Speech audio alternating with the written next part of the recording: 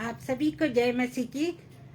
It's very happy day, a very happy evening that we could gather together to worship the Lord and to discuss about His word.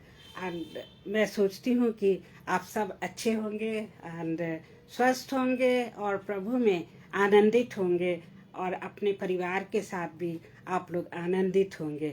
तो आइए हम अपनी आराधना को शुरू करें एक छोटी सी प्रेयर के बाद। आई होप आप सबको सुनाई दे रहा है। यस, तो हम एक छोटी सी प्रार्थना करेंगे और उसके बाद हम शुरू करेंगे।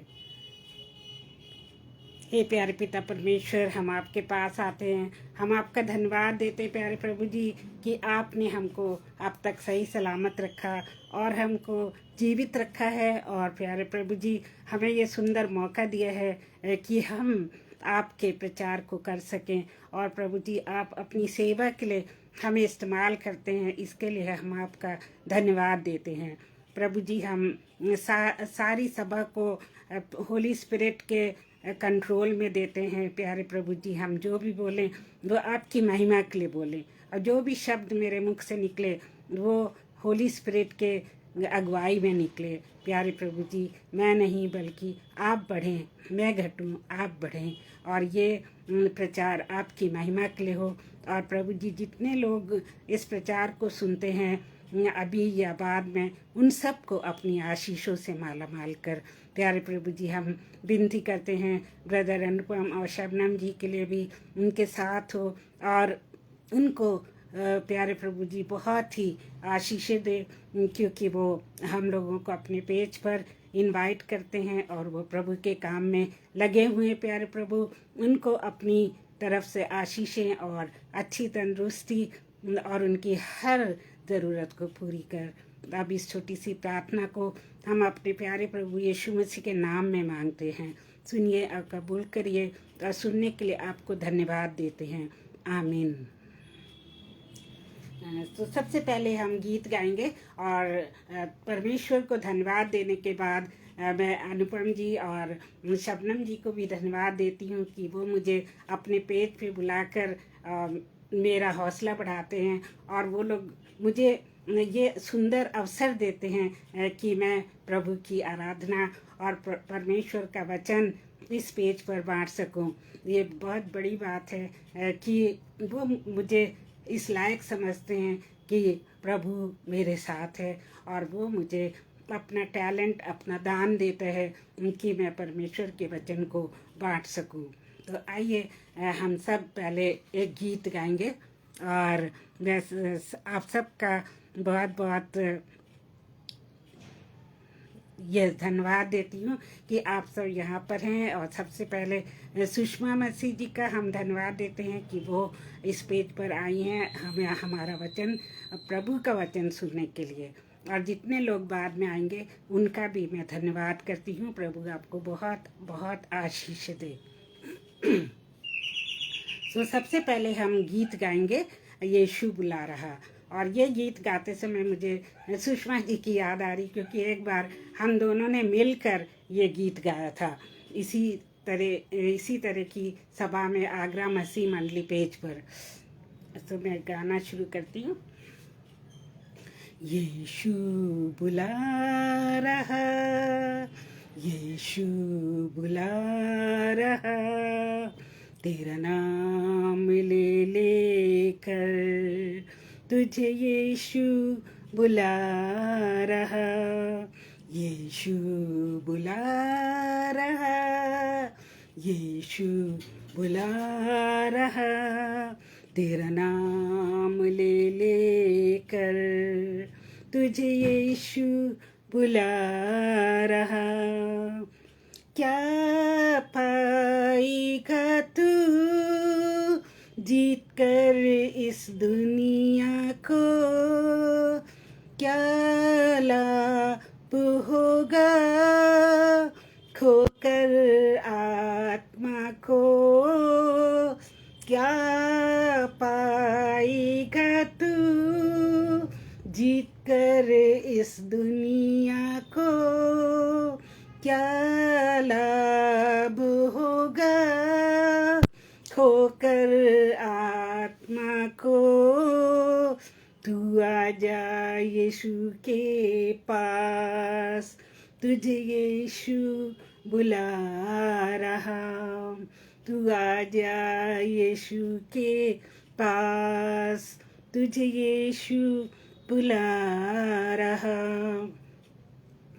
यीशु बुला रहा, यीशु बुला रहा, तेरा नाम ले ले कर, तुझे यीशु बुला रहा। चोर आया चोरी करने, घात हत्या करने, यीशु आया जीवन देने, बहुतायत का जीवन देने। चोर आया चोरी करने, घात हत्या करने, यीशु आया जीवन देने, बहुतायत का जीवन देने।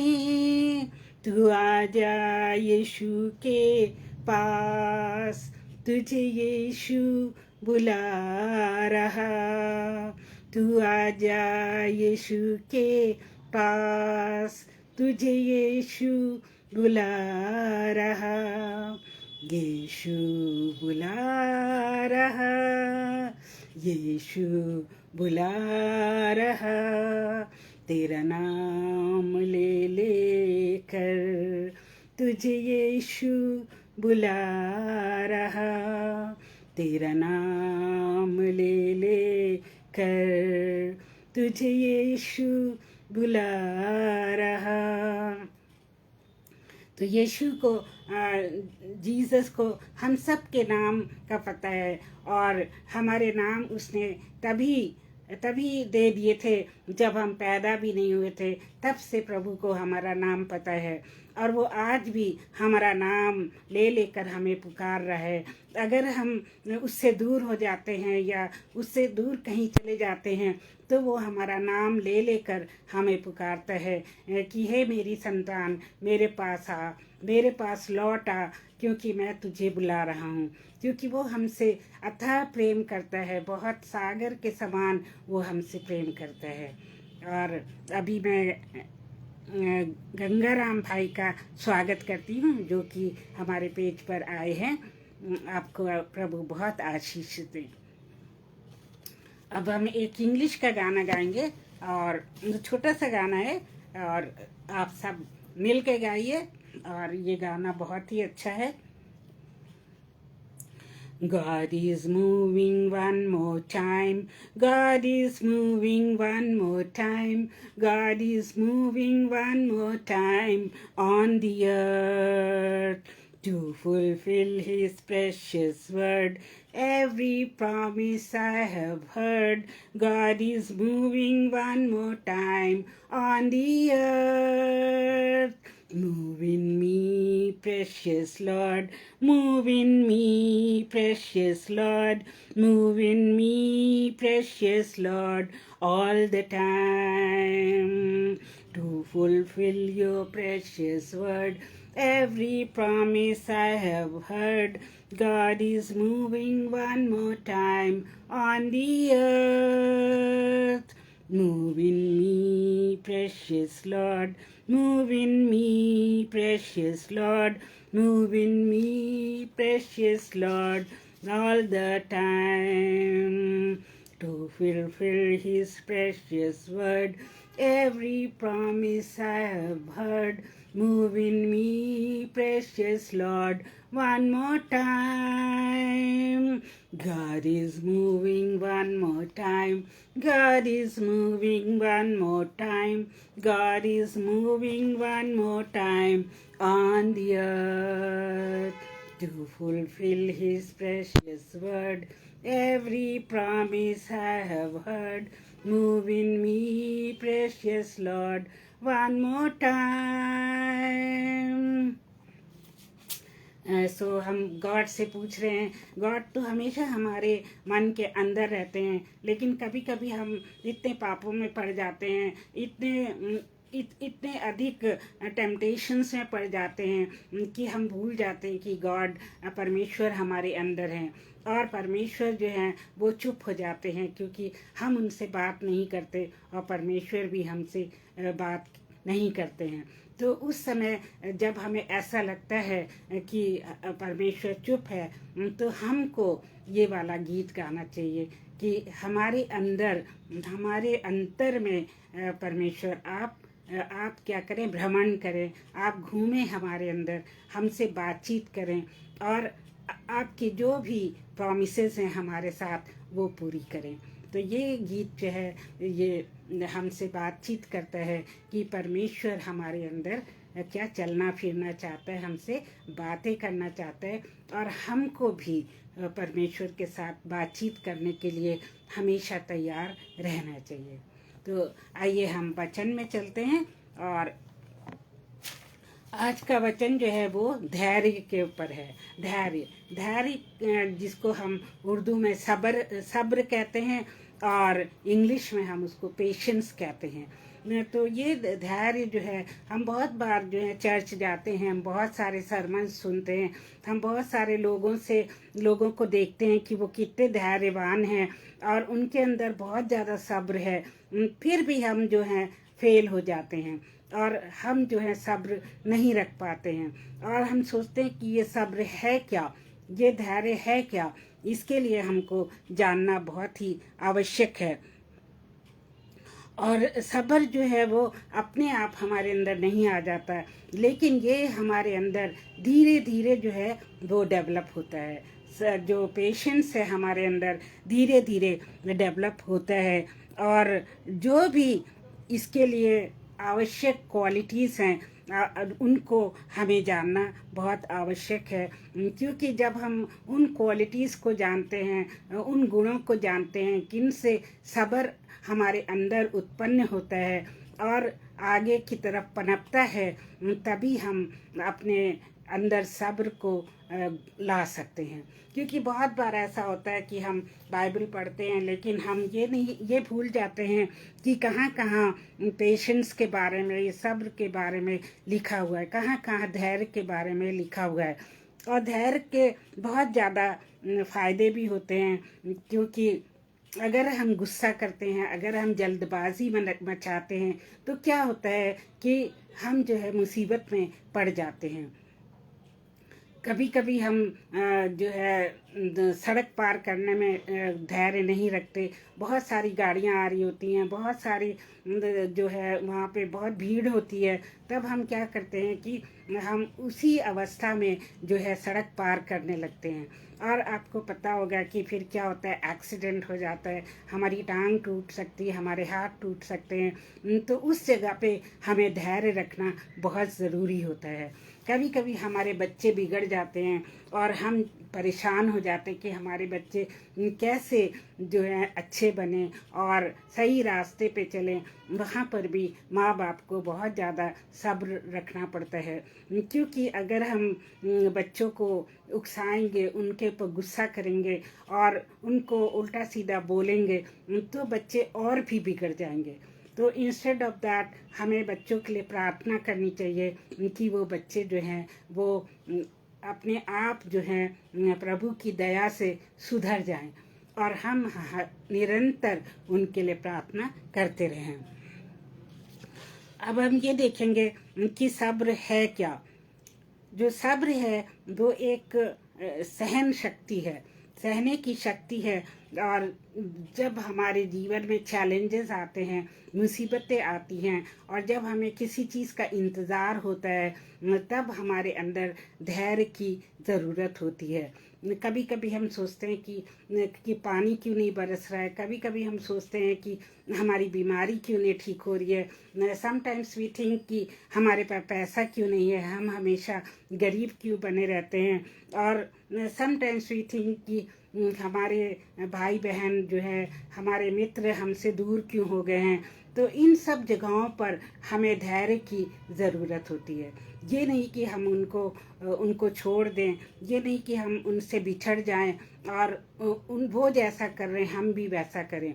हमें वैसा नहीं करना है, क्योंकि हम परमेश्वर की संतानें हैं और हमें परमेश्वर की आज्ञाओं को मानना है। और परमेश्वर जैसे यीशु मसीह बिहेव करते थे और अभी भी वो हमसे कितना प्यार करते हैं, उसी तरह से हमें भी धैर्य रखकर और लोगों से प्रेम रखना है।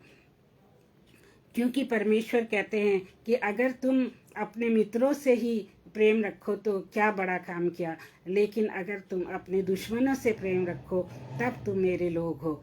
तो दुश्मनों से प्रेम रखने के लिए भी हमें धैर्य की आवश्यकता होती है। हम धैर्य अगर हमारे पर नहीं हो तो हम अपने विरोधियों से प्रेम नहीं रख सकते हैं। अगर हमारे साथ कोई बुरा करता है तो हम उससे प्रेम नहीं रख सकते हैं। जैसे घर में कई तरह की लड़ाइयाँ होती हैं, हस्बैंड वाइफ आपस में लड़ते हैं, बच्चे आपस में लड़ते हैं, या बच्चे माँ बाप से लड़ते हैं, तो क्या होता है कि बहुत ज़्यादा उथल पुथल परिवार में मच जाती है। और इसलिए क्या होता है कि हम जो है बहुत ही दुविधा में पड़ जाते हैं, बहुत ही मुसीबत में पड़ जाते हैं, हमारी शांति जो है वो भंग हो जाती है। तो कई जगह घरों में भी, परिवार में भी हमको धैर्य रखने की ज़रूरत है। ब्रदर अंग्रेज सिंह जी, आपका स्वागत करते हैं। आपको प्रभु बहुत आशीष दे। और कुछ बाइबल की वर्सेस हैं जो कि धैर्य के बारे में दी गई हैं, वो हम आपके सामने पढ़ेंगे। बाइबल की वर्स सबसे पहली जो मैंने ली है वो है रोमन्स 12:12। ये वर्स कई लोगों को याद भी होगी, और ये मैंने पहले इंग्लिश में लिखी है, उसके बाद हिंदी में लिखी है। तो सबसे पहले क्या करूँगी, मैं हिंदी में ही बोलूँगी, क्योंकि हम सोचते हैं कि आप सबको हिंदी समझ में आती है। रोमन्स 12:12, रोमियो की पत्री, उसकी 12वां अध्याय, उसकी 12वीं आयत। आशा में आनंदित रहो और क्लेश में स्थिर रहो, प्रार्थना में नित्य लगे रहो। तो आशा में क्या है, हमें हमेशा आशा रखनी चाहिए और उस आशा के लिए हमें आनंदित रहना चाहिए, उस आशा के लिए हमें आनंदित होना चाहिए। और क्लेश, जब हमारे पर मुसीबत पड़ती है तो हमको स्थिर रहना चाहिए, हमको इधर उधर बहक नहीं जाना चाहिए, बल्कि एक जगह स्थिर रहना चाहिए और प्रार्थना में नित्य लगे रहना चाहिए। क्योंकि प्रभु कहता है कि जब तक तुम्हारी प्रार्थना का उत्तर ना मिल जाए तब तक तुम प्रार्थना में लगे रहो। तो कभी कभी वो हमारे धैर्य को जांचता है कि हम कितना धैर्य रख सकते हैं। और आशा में आनंदित रहो, मतलब उसी आशा में कि परमेश्वर हमारी प्रार्थना को एक दिन ज़रूर सुनेगा और हमारी प्रार्थना से जो है एक अच्छा फल मिलेगा, ये सोचकर हमारी आशा को हमेशा बने रहना चाहिए। क्योंकि कई बार हम सोचते हैं, आज ही मेरी बात एक भाई से हो रही थी जो कि वो भी प्रभु यीशु मसीह को मानते हैं, हमारे चर्च के भाई हैं। तो उन्होंने कहा कि एक लड़की जो है वो डॉक्टर है एम्स में, और उसकी शादी कब से नहीं हो रही थी, और वो हमेशा कहती थी कि मेरी विवाह के लिए, मेरी मैरिज के लिए प्रार्थना करो। और अब उसकी मैरिज किसी से लग गई है और उसकी मैरिज बहुत ही जल्दी होने वाली है। तो वो यही कह रहे थे, देखो परमेश्वर ने हमारी प्रार्थनाओं का उत्तर दे दिया है, जबकि कई साल लग गए। हो सकता है कि करीब 8-9 साल हो गए जब से हम प्रार्थना उसके लिए कर रहे थे, और अब परमेश्वर ने देखो हमारी प्रार्थना का फल दिया है और उसकी मैरिज होने वाली है। इसी तरह से हम अपने होम ग्रुप में औरों के लिए भी प्रार्थना कर रहे हैं जिनकी शादियां नहीं हुई हैं और जो बीमार हैं या जो किसी मुसीबत में फंसे हुए हैं, उनके लिए हम प्रार्थना कर रहे हैं। और हम जानते हैं कि परमेश्वर हमारी प्रार्थनाओं का उत्तर ज़रूर देगा। फिर हम देखते हैं दूसरी वर्स जो कि परमेश्वर ने हमें दी है, और वो वर्स वो वर्स दी गई है, अभी बताती हूँ। रोमन्स 12:12 के बाद 2 तिमोथी चैप्टर 4 वर्स 2। 2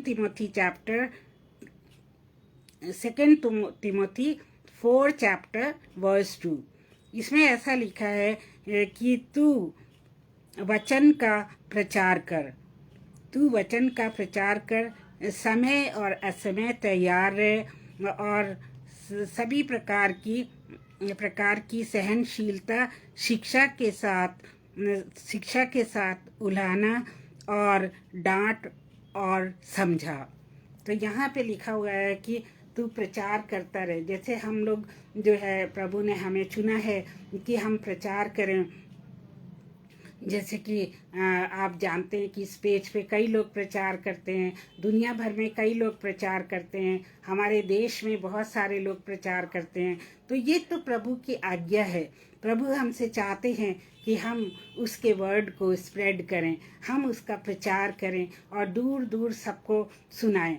क्योंकि जब तक यीशु मसीह का नाम इस दुनिया के कोने कोने में नहीं फैल जाएगा, जब तक यीशु मसीह का नाम हर एक जन नहीं सुन लेगा, तब तक जो है वो अंत समय नहीं आएगा। क्योंकि परमेश्वर हर एक को बचाना चाहता है और जो हर एक घुटना जो है वो क्या होगा, वो टिकेगा। एवरी नी शैल बाउ and every tongue confess that Jesus is the Lord. क्योंकि हर एक घुटना जो है वो झुकेगा और हर एक जीभ ये कहेगी कि परमेश्वर यीशु मसीह ही प्रभु है। तो इस बात का इंतज़ार कर रहे। कभी कभी मैं सोचती हूँ कि कई लोग ये प्रचार करते हैं कि बाइबल में लिखा है कि यीशु मसीह जल्द ही आने वाला है, और कई सालों से 2000 वर्षों से जो है हम ये सुन रहे हैं कि प्रभु यीशु मसीह जल्द आने वाला है। लेकिन कुछ लोग ये कहते हैं कि फिर प्रभु क्यों नहीं आया अभी तक। और मेरी एक फ्रेंड भी जो कि अन्य जाति की है, वो भी पूछ रही थी कि कितने दिनों से बाइबल वाली बात क्रिश्चियन लोग कहते हैं कि प्रभु का जो है सेकंड आगमन होने वाला है, पर वो तो अभी तक नहीं आया।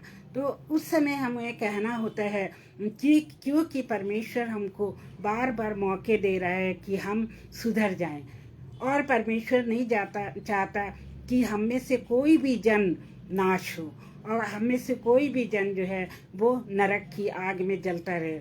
इसलिए परमेश्वर जो है वो डिले कर रहा है, देर कर रहा है, क्योंकि वो चाहता है कि लोग जो हैं वो उसको ग्रहण करें और एक अनंत जीवन के वारिस बने।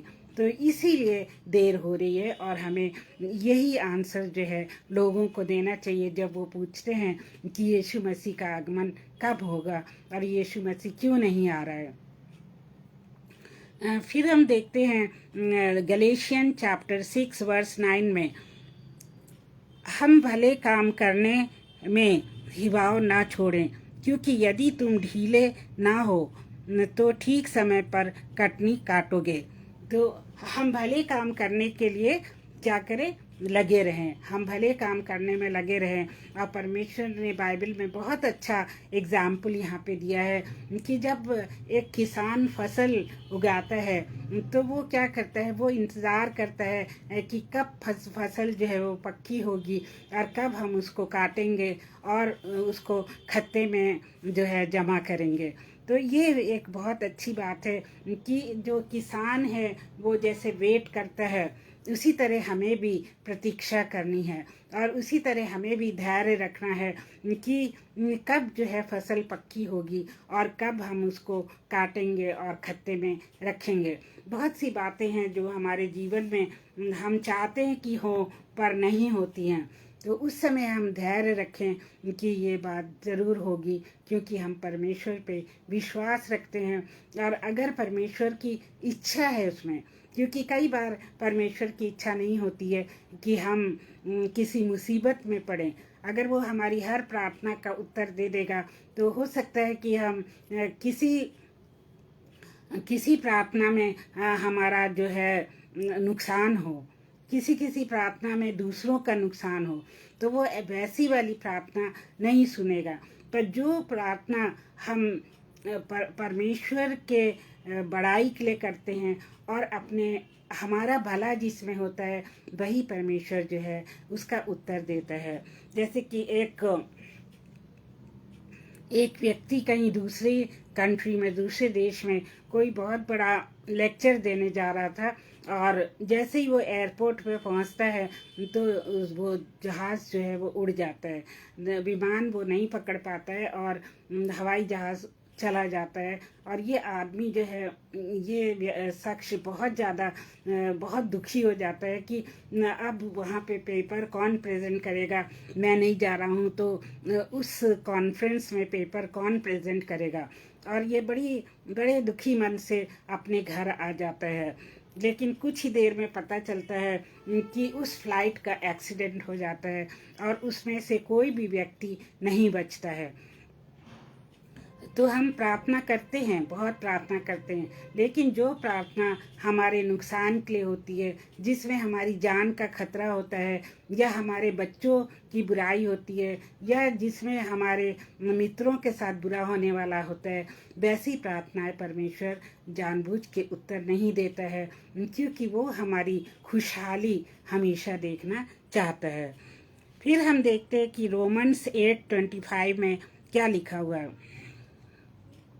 सॉरी, उससे पहले गलेशियन 6:9 में क्या लिखा है। हम भले काम करने में हिवाव ना छोड़ें, क्योंकि यदि हम ढीले ना हों तो ठीक समय पे कटनी काटेंगे। ये हम कर चुके हैं अभी, सॉरी। फिर हम रोमन्स 8:25 में पढ़ते हैं कि परंतु जिस वस्तु को हम नहीं देखते, यदि उसकी आशा रखते हैं तो धीरज से उसकी बाट जोहते भी हैं।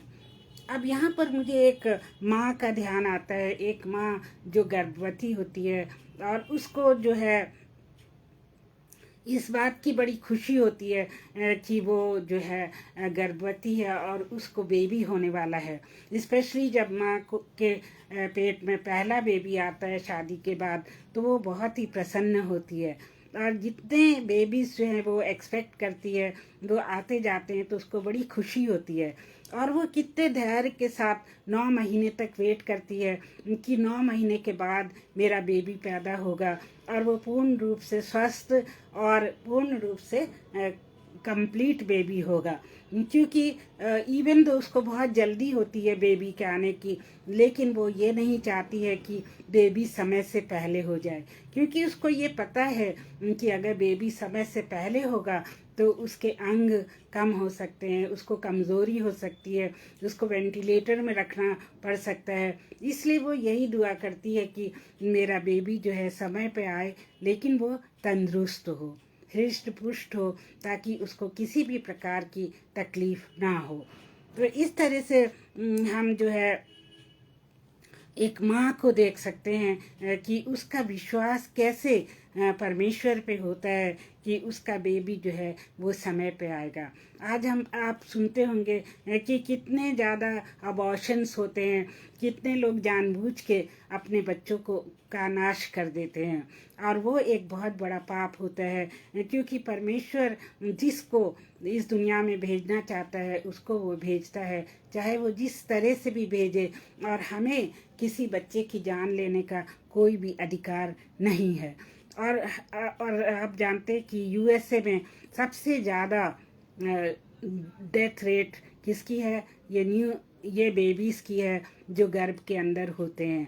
तो इनको हम कैसे रोकें, क्योंकि वहाँ पर पाप इतना ज़्यादा है।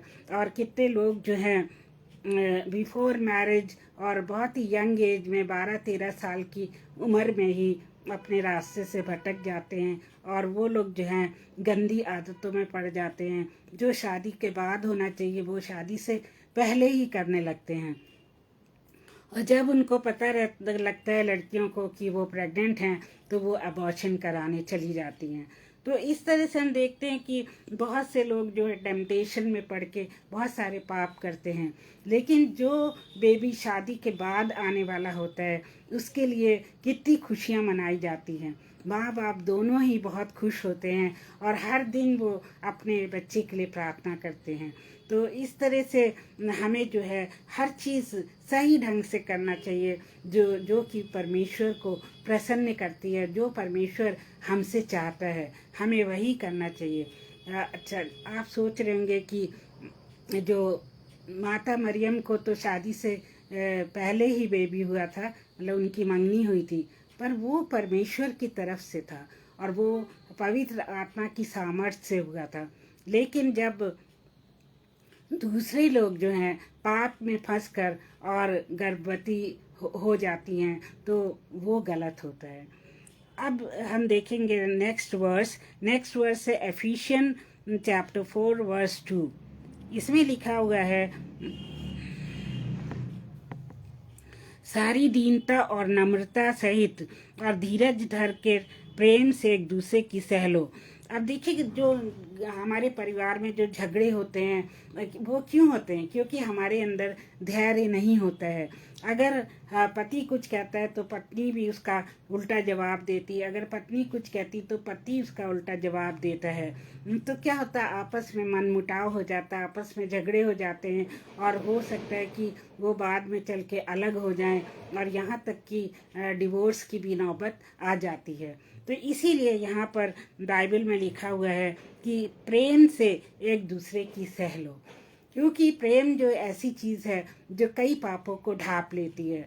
और एक प्रेम अगर हमारे दिल में है तो हम दूसरे इंसान को माफ़ कर देते हैं। अगर हम परमेश्वर के वचन को पढ़ें और उस पर चलें कि एक दूसरे को माफ़ कर दो, तो हम ज़रूर अपने विरोधी को माफ़ कर देंगे और अपने परिवार वाले को भी माफ़ कर देंगे। और कभी बहन भाई में झगड़ा होता है, बहन बहन में झगड़ा होता है, या आपस में बच्चों का झगड़ा होता है, तो वो लोग भी कई कई दिनों तक क्या है एक दूसरे से बात नहीं करते हैं और वो एक दूसरे से गुस्सा रहते हैं। तो दैट इज़ रॉन्ग। हमें एक दूसरे की सह लेना चाहिए। और ऐसा बहुत बार होता है हमारे परिवारों में भी कि कोई सम पति पत्नी जो है वो आपस में झगड़ा करते हैं और फिर अलग हो जाते हैं और वो एक दूसरे को माफ़ नहीं कर पाते हैं। ऐसे करते करते उनके कई साल बीत जाते हैं, पूरा जीवन ही बीत जाता है और वो जो है उस नफ़रत की आग में जलते रहते हैं। तो मेरे प्रियो, ऐसा हमें नहीं करना चाहिए। हमें परमेश्वर की आज्ञा को मानना चाहिए और उसके सब्र को, उसके धैर्य को, पेशेंस को अपने जीवन में लाना चाहिए। यीशु मसीह कैसे पेशेंट था, उसने तो कितनी कितनी ज़्यादा मार खाई, कितने लोगों की गालियाँ सही, कितने कांटों का ताज पहना और उसने कितने ज़्यादा कोड़े खाए और उसको क्रूस पर चढ़ा दिया गया। उसने कितनी भयावह मौत सही। इवन दो वो तीसरे दिन मुर्दों में से जी उठा, लेकिन कितने कष्ट उसने सहे, लेकिन उसने फिर भी ये नहीं कहा कि हे प्रभु इनको भी कष्ट दे। उसने उन लोगों को माफ़ कर दिया और क्रूस पर से भी उसने उनको माफ़ किया। और उसके अंदर कितना सब्र था, कितना धैर्य था कि उसने जो है एक बार भी किसी को ये नहीं कहा कि तुझे मेरा श्राप लगे या परमेश्वर तुझे शापित करे। तो प्रभु यीशु मसीह ने अपना एग्जाम्पल देकर हमको धैर्य सिखाया है और हमको ये धैर्य जो है हमेशा रखना चाहिए। अगर हम प्रभु यीशु मसीह के सच्ची संतानें हैं, हम उसको सचमुच में मानते हैं, तो ये धैर्य हमारे अंदर होना चाहिए और हमें एक दूसरे को माफ़ कर देने की हमारे अंदर शक्ति होनी चाहिए। और एक और वर्स दी हुई है जो कि रोमन्स 8:26 में है, इस रीति से आत्मा भी हमारी दुर्बलता में सहायता करता है, क्योंकि हम नहीं जानते कि प्रार्थना किस रीति से करना चाहिए, परंतु आत्मा आप ही ऐसी आहें भर भर के जो बयान से बाहर हैं हमारे लिए विनती करता है। तो कभी कभी क्या होता है कि हमको प्रार्थना करना नहीं आता और हमारा सब्र जो है, धैर्य टूट जाता है, लेकिन हमारे अंदर जो पवित्र आत्मा है वो क्या करती, रो रो के प्रार्थना करती हमारे लिए। आपने सुना होगा कि बहुत से लोग जो हैं जब यीशु मसीह को ग्रहण करते हैं, जब यीशु मसीह को जान जाते हैं, तो वो फूट फूट के रोने लगते हैं और इतना रोते हैं कि इनका रोना बंद नहीं होता है। मैंने बहुत सारी गवाहियाँ सुनी हैं यूट्यूब पे, जिसमें बताया गया है कि बड़े बड़े पंडित लोग, बड़े बड़े ब्राह्मण लोग जब वो यीशु मसीह के करीब आते हैं, यीशु मसीह को जानने लगते हैं, तो वो बहुत रोते हैं, बहुत ज़्यादा रोते हैं। और क्योंकि उनकी आत्मा उनके अंदर प्रार्थना करती है और वो आत्मा में रोते हैं कि उन्होंने कितने सालों तक जो है प्रभु को नहीं जाना और वो कितने दिनों तक प्रभु के आनंद से और उसके कल्याण से वो दूर रहे। तो ये होती है हमारी आत्मा जो कि रोती है हमारे अंदर और रो रो के विनती करती है। फिर आइज़ाया 40:31 में लिखा हुआ है कि परंतु जो यहोवा की बाट जोते हैं वे नया बल प्राप्त करते हैं और वे उकाबों की नाई उड़ेंगे, वे दौड़ेंगे और शमित ना होंगे, चलेंगे और शापित और थकित ना होंगे। तो जो लोग परमेश्वर में धैर्य रखते हैं वो क्या होंगे, वो उकाबों की नाई जो है वो दौड़ेंगे, उकाबों की नाई उड़ेंगे, दौड़ेंगे और वो कभी भी थकेंगे नहीं। तो ये चीज़ हम इंसानों पे लागू होती है कि जब हम यहोवा की बाट जोहेंगे और उसका इंतज़ार करेंगे तो हम क्या होंगे, कभी थकेंगे नहीं और कभी भी हमारे मन में थकान की कोई भावना नहीं आएगी और हम हमेशा हमेशा के लिए जो है तंदुरुस्त रहेंगे और बहुत ज़्यादा क्या शक्तिशाली बने रहेंगे। फिर साम 1038 में लिखा है, यहोवा दयालु और अनुग्रहकारी है, विलम्ब से कोप करने वाला और अति करुणामयी है। यहोवा क्या है, वो दयालु है, वो अनुग्रह करता है और वो देर से जो क्या है क्रोध करता है। जब एक संतान जो है बहुत दिनों तक गलतियां करती रहती है और वो संतान नहीं सुधरती, माँ बाप उसके लिए दुआ भी करते हैं, उसको समझाते हैं, टीचर्स उसको समझाते हैं, काउंसलिंग देते हैं, लेकिन वो बच्चा नहीं सुधरता है। तो क्या होता है कि फिर भी माँ बाप उसके लिए इंतज़ार करते हैं और वो कहते हैं कि एक ना एक दिन ये सुधर जाएगा।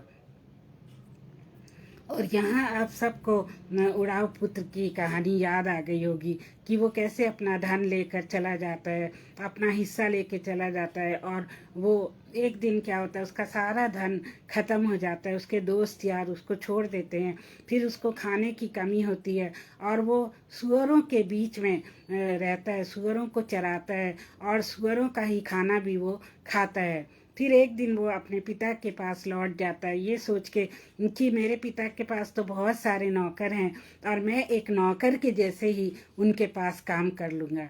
तो पिता क्या करता है, पिता क्या उसको भगा देता है, पिता क्या उसको मारता है या उसको गालियाँ देता है? नहीं, पिता उसको अपने गले से लगा लेता है और वो अपने गले से लगाकर उसको अच्छे अच्छे वस्त्र पहनाने के लिए कहता है, उसको अच्छी सी अंगूठी पहनने के लिए देता है और उसके लिए एक बहुत बड़ा जश्न मनाता है।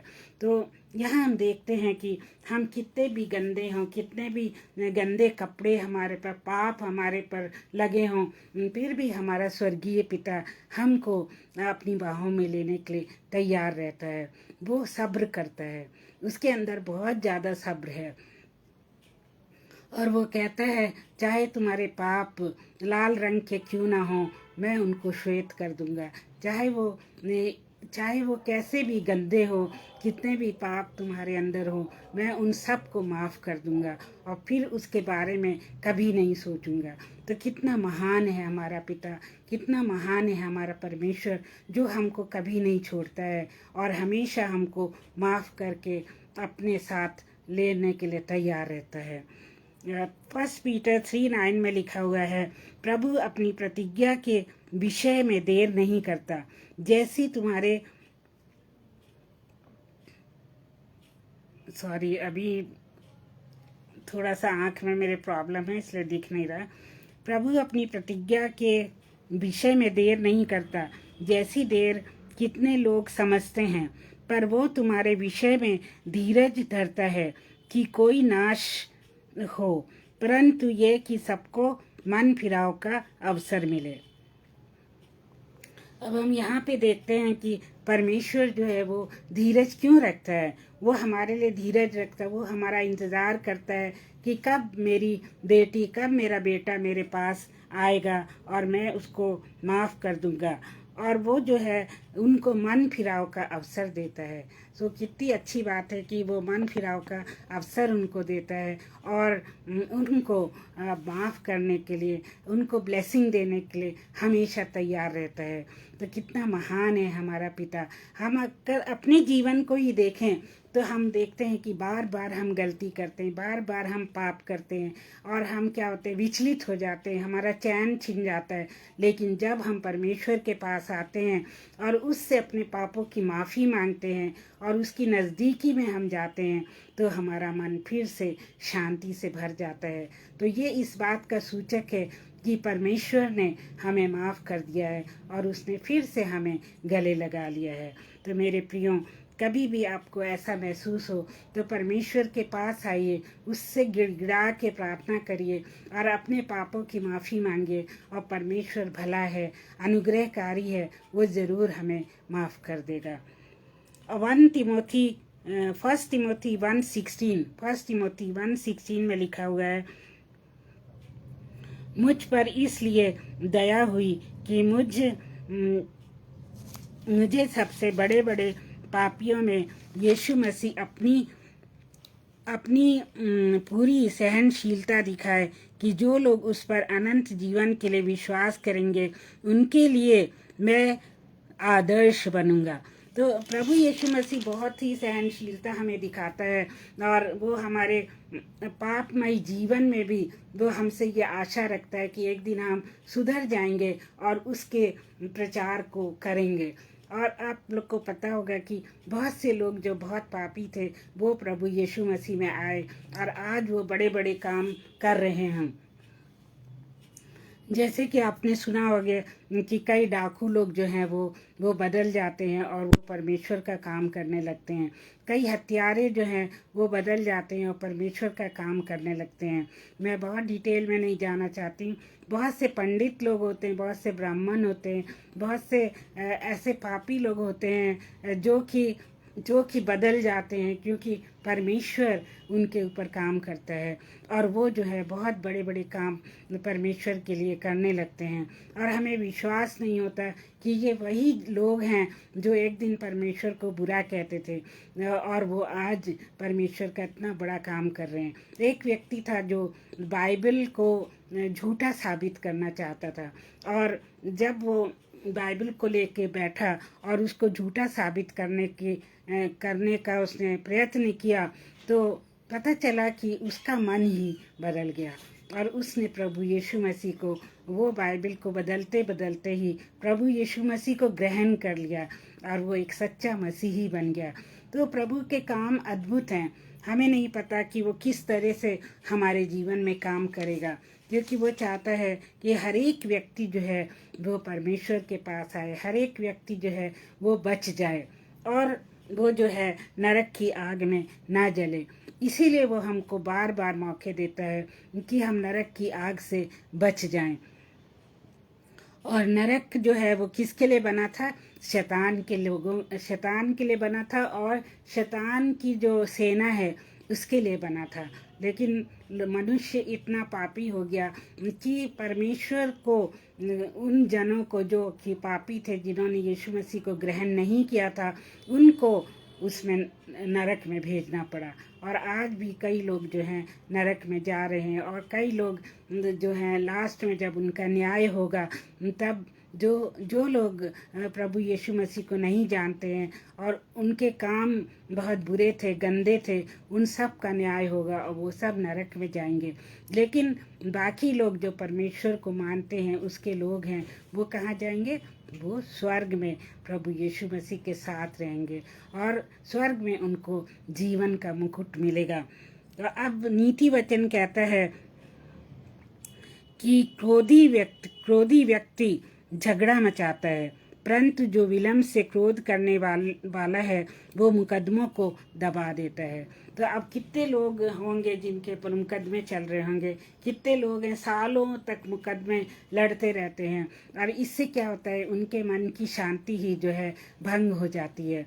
और क्या होता है कि वो लोग दौड़ते रहते हैं, उनके जूते तक घिस जाते हैं, कोर्ट कचहरी दौड़ते दौड़ते, उन पर कोई काम नहीं होता है। कई लोग तो अपना जीवन ही ख़त्म कर देते हैं, मीन्स उनकी मौत भी आ जाती है, फिर भी कोर्ट केस जो है वो ख़त्म नहीं होता है। तो मेरे प्रियो, हमें क्रोध से दूर रहना चाहिए। इंसान जो है बहुत सारे बुरे बुरे काम हमारे विरुद्ध करता है, लेकिन हमें उनको माफ़ कर देना और हमें क्रोधित नहीं होना है। यहाँ पर एक पिता का एग्जाम्पल मैं देना चाहूँगी, जो कि मुकदमे से नहीं रिलेटेड है, बट उसके गुस्से से रिलेटेड है। वो पिता जो है बहुत ही एक बहुत अच्छी बहुत बड़ी नई कार लेकर आता है, और उसका बच्चा जो है वो इतना खुश होता है, इतना खुश होता है कि वो पिता की अनुपस्थिति में उस कार के ऊपर खुरच देता है, उसका अपने पिता का नाम लिख देता है। तो जब पिता आता है, उस देखता है कि कार जो है ख़राब हो गई है, खुरचा हुआ है, तो उसको बहुत गुस्सा आता है, और वो अपने बेटे को इतना मारता है, इतना मारता है कि उसके हाथ टूट जाते हैं।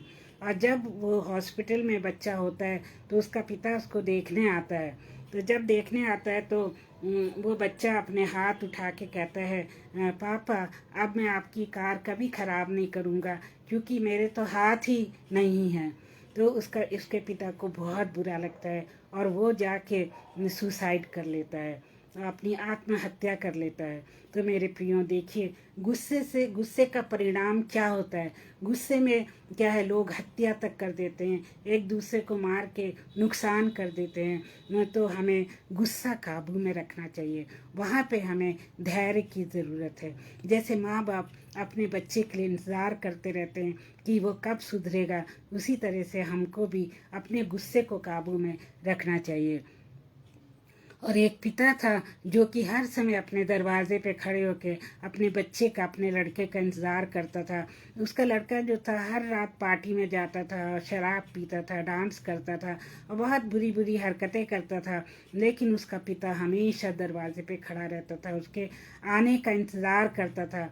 और जब उसका बच्चा घर आता था तो वो उसको कुछ नहीं कहता था, केवल दुआएं करता था उसके लिए। और एक दिन उसका बच्चा सुधर जाता है, परमेश्वर उससे बातें करता है, हालेलुया, और उसका बच्चा ठीक हो जाता है। इसी तरह प्रॉवर्ब 25:15 में लिखा है, धीरज धरने से न्याय जो है वो क्या मनाया जा सकता है, और कोमल वचन जो है वो हड्डी को तोड़ डालता है। तो जो हमारा कोमल वचन है वो जो है बहुत ज़रूरी है। हमें हर हालत में सोचना चाहिए कि हम परमेश्वर हमने हमें क्या सिखाया है, हम वैसे व्यवहार कर रहे हैं कि नहीं कर रहे हैं, हम यीशु मसीह की पिक्चर अपने आप में दिखा रहे हैं कि नहीं, ये हमको हमेशा ध्यान रखना चाहिए। तभी हम सहनशील बन सकते हैं, और धैर्य रख सकते हैं, और पेशेंस और सब्र सीख सकते हैं। तो आज हमने देखा धैर्य के बारे में, बहुत कुछ सीखा कि धैर्य क्या होता है, धैर्य रखना कितना ज़रूरी है। धैर्य से एक आशा उत्पन्न होती है, धैर्य से हम लोगों को माफ़ कर देते हैं और हमें भी माफ़ी मिलती है। धैर्य से हम दुआ करते हैं अपने बच्चों के लिए, अपने मित्रों के लिए और दूसरे लोगों के लिए। और धैर्य जो है हमको परमेश्वर की संतान पूरे रूप से बनाता है। तो मेरे प्रियो, ये बात हमेशा याद रखें और कभी नहीं भूलें। Raja Bhai Bhattacharya ji wants to join you on video. Okay, आप ऐसा है कि बाद में मेरा वीडियो आगरा मसीह मंडली पे देख लीजिएगा। आज हमने आपको बहुत मिस किया, पास्टर विनय जोसेफ आपको भी बहुत मिस किया। आप भी मेरे वीडियो को देख लीजिएगा, और जितने लोग हमारे साथ बने रहे, जैसे कि सुषमा जी और अंग्रेज सिंह जी और एक और भाई हैं गंगाराम जी, उन सबको मैं बहुत धन्यवाद देती हूँ। जिनका नाम नहीं लिया है तो माफ़ करिएगा, और आप सबको प्रभु बहुत बहुत आशीष दे। और अब एक बार फिर से प्रेज द लॉर्ड कहते हैं। आप सब प्रभु में आनंदित रहिए। टिल वी मीट अगेन, और जय मसीह की एक बार फिर। ओके भाई, गुड नाइट।